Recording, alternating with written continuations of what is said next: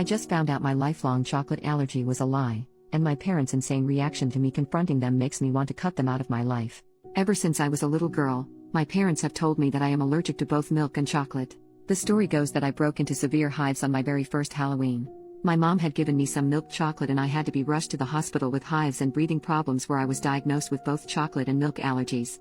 Ever since then, I have never been allowed to eat anything containing chocolate or cow's milk. Over the summer, one of my college friends from out of state invited me to come stay with her for a few weeks. While I was in her state, I decided to use the opportunity to visit my godmother/aunt who I haven't been able to see since I was a young child. My aunt was thrilled to see me and we spent a whole day hiking and just catching up. When we stopped for lunch, my aunt pulled out some granola bars, but they had chocolate in them so I couldn't eat them. I told her that I was allergic to chocolate and she was stunned. My aunt told me that I have never been allergic to chocolate and that my mom was lying to me. She told me the story of how I had gotten ill from daycare and my mom had tried to sue the daycare owner for some stupid reason that no one was sure of. My mom was pissed off because she thought the daycare owner was flirting with my dad and she wanted to get the daycare shut down. My mom then invented the story about me and the chocolate at the Halloween party. She made sure not to tell the daycare about the fake allergy and then waited for the daycare to feed me food with chocolate in it so that she could sue. When that didn't work, my mom then invented a story about me being allergic to milk. When my aunt tried to call her out on it, my mom stopped speaking to her and that silence has continued until the present. Needless to say, I was stunned. I wanted so badly to believe that my mom was telling the truth and that my aunt was lying. I waited until we got back to my aunt's house and I took a bite of one of the granola bars. And I was not allergic, at all. I was very upset and decided to call my dad. Our conversation was so crazy and out of nowhere that I don't know what else to do but type it out. The conversation went like this. Me, Dad, were you aware that I am not actually allergic to chocolate and milk like you and Mom have told me? Dad, don't be ridiculous.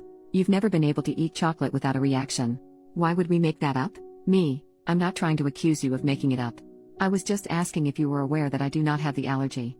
I just ate some chocolate and I didn't have any reaction to it. Did I ever get any allergy tests done? Dad, I will have to ask your mother. I am upset that you are trying to call us liars over this. Me, when did I say anyone was lying? What are you talking about? My mom then jumped into the conversation. Speakerphone. Mom, honey, don't you remember that you had hives at your 10th birthday party? Your friend had given you a Tootsie Pop and you were allergic to the chocolate. Me, Mom, I never had a 10th birthday party and I don't know what you're talking about. I was just curious if I ever had a real allergy test done for chocolate, because I was just able to eat some without a reaction. I'm just trying to figure out if I can eat chocolate or not now. Mom, I don't know why you need to know if you had a test or not. You can't eat chocolate because we say you can't eat chocolate. You're being a little liar right now. How dare you say we never gave you a birthday party that year? You've always been ungrateful and now you can't even remember the party we gave you. Me, Mom, I know I never had a 10th birthday party because I was at summer camp. Why are you trying to make me believe that I did?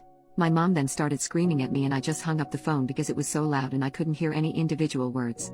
I silenced my phone and watched as she proceeded to call me 40 times in a row. The entire time my aunt was watching in horror. My aunt then gave me a hug and told me that this is why she doesn't have a relationship with my mother. My mom has always done this, lied to people and then tried to convince them it was the truth. I am very upset about this entire situation. The conversation was simply one of the craziest things I've seen and I don't know who these people are anymore. It creeped me out and I don't think I ever want to talk to them again or else they will try to turn on me. Am I right in wanting to cut these people out of my life? Edit to add for people asking about my parents. My mom and dad are two peas in a pod and they are best friends. If she's a narcissist, then I'm 100% positive he is one too. I can't afford an allergy test, but at least I know I'm not going to die from chocolate anymore. I don't think I'll be able to pretend that I forgot about the party because it was so hurtful that she tried to lie to me about it. I don't ever want to speak to her again. She doesn't even remember my birthdays and she's my mom. Update. 3 months later. It's been a while, but I felt the need to update because my mom purchased a one-way ticket to Crazy Town after I made my first post. To summarize what I have found out since my last post. I am not allergic to chocolate. Chocolate is amazing and I am now addicted to the chocolate waterfall at Golden Corral. I am not allergic to milk. I am mildly lactose intolerant, but I was always told it was an allergy to a protein in the milk. I can drink Lactaid with no issues. I had an allergy test done and it confirmed that I am not allergic to anything except for pollen and some animal dander. My mother is a psycho. After I made my original post, I decided that I was going to cut contact with my parents except through email. My mom called me over 1,000 times the first week and I eventually had to get a new phone and simply stopped answering the old phone and let the battery in it die. To put this in perspective, she used to call me 2 to 3 times a week and this sudden increase was pure insanity. Since my mom knew where my dorm room was located on campus, I requested to be moved into one of the more private dorm buildings because I was concerned for my privacy. I didn't tell anyone except my college friends about the move, and I had thought that everything would be fine. Everything was fine for a few weeks, until I got a call from one of the adjunct professors to help tutor one of the new students. My school has a master tutor list, and any student can call the tutors and arrange for help for free. Us tutors are paid by the school. I told the adjunct that I would meet the student in the library in a few and grabbed my books and walked over to the library. Lo and behold, the new student was my mom. My mother decided that she would enroll in classes as a student in order to contact me. When I saw her, I froze and immediately tried to leave the library, but she followed me outside and wouldn't leave me alone. I eventually managed to duck into one of the fraternity apartments and was able to lose her, but she has been basically stalking me on campus ever since. I tried to report her to the school, but the campus police told me that since she never made any threats, that there's nothing I can do. I tried reporting her to the normal police as well, but was told the same thing. My mom has not left me any voicemails or texts or anything at all that I can use to prove what she's doing. My RA has ensured that my mom is banned from my dorm building. Only upperclassmen are allowed, and my mom is technically a freshman, but beyond that I am running out of options. My mom posted on Facebook that she is signing up for the same classes as I need to complete my major next semester. She posted her schedule and we're in one of the same classes, and I don't know what else I can do to stop the crazy.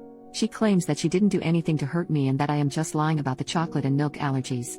My aunt had to go out of the country for work, and I feel so alone with dealing with all of this. My dad has basically ditched and moved out of my mom's house, and I haven't been able to get in contact with him either. Any ideas for how to stop the crazy? Second update, 10 days later. My mom is in the hospital right now because she became suicidal after a meeting with me and our university. I feel so guilty. Hi there. It's my first time posting here because I was hesitant to give my mom the narcissist label. That being said, I don't really have a better term to describe her behavior, and a ton of people pointed me to this subreddit after I posted on the relationship subreddit about my mom. To summarize, my mom and dad lied to me and told me I had allergies, chocolate and milk. I believed them for years until I met my estranged aunt and she spilled the beans and revealed the web of lies created by my mother. I decided to go no contact with my parents, and my mom snapped and enrolled at my university and was basically stalking me and enrolling in the same classes I need for next semester. I contacted the student affairs department and they arranged a meeting between myself and my mom regarding the stalking. At the meeting, the administrator heard both sides of our stories and pretty much caught my mom in another lie. My mom had her best poker face on and tried to claim that she hadn't contacted me in months. She denied that she had called me repeatedly, denied that she ever tried to get tutoring from me, denied everything she did. She tried to act like she was the victim and that I was just a mean and disrespectful daughter who hated her mom. And that's when I got out my phone and showed the administrator the call log from when my mom called me over 1,000 times in a row. This is not an exaggeration, the call log hit quadruple digits. My mom then tried to deny that the number was her cell number, but the administrator looked it up in the student database and it proved she was lying. My mom tried to backtrack, but the damage was done. The administrator made us both sign contracts that said that we each must not contact each other for the remainder of the school year, otherwise we would be suspended from classes. My mom was forced to change her schedule so that she would not be in the same classes as I was in. The administrator made it clear that if she tried to circumvent the contract, even if by accident, that she could have her student ID banned from entering the student center or other buildings if I was inside. They are controlled by RFID chips and we have to swipe them to enter certain buildings. After the meeting ended, I was so happy and I felt free for the first time in weeks. A few nights later, my dad called me and left a voicemail informing me that my mom tried to commit with sleeping pills and that she was going to the hospital. I thought it was fake at first, so I called the hospital and they put me through to my dad, who was in the waiting room. My dad laid into me pretty hard and called me names and stuff about the whole situation, and then told me that if I didn't want my mom to die, I shouldn't have made her life miserable. So that's my Thanksgiving vacation, and I don't really know what to think or do right now. I'm going to go bake a pumpkin pie and try to forget about it all, but food tastes like ash in my mouth. Relevant comments. Commenter number 1, honey, it's not your fault. Not even a little. She is a very sick person. This attempt is the inevitable conclusion of a long struggle with serious mental illness. Also, while we take all threats of suicide seriously on this sub, her failure to unalive herself is notable. It is not hard to unalive yourself. Even pop culture offers a few methods which are surefire, and a quick Google search will quickly turn up a dozen more.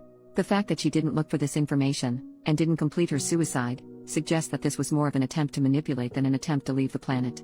She isn't dead, and that's significant. OP, thanks for saying this. My mom is incredibly intelligent and resourceful, and I know that if she really wanted to die, she would have been successful. She can recite stats off the top of her head, and I've heard her saying before that most successful suicides involve guns. I know for a fact that she knows what it takes for suicide, and she's smart enough to find a way to hurt herself without leaving lasting damage. She also made sure to put me down on her list of approved visitors and sign all the paperwork so that the nurses can tell me information without violating HIPAA. She knows that I'm the type of person who would have called the hospital, and then I would know all the details and she could guilt me with them. Story was marked as inconclusive. Hopefully OP comes back and gives us an update.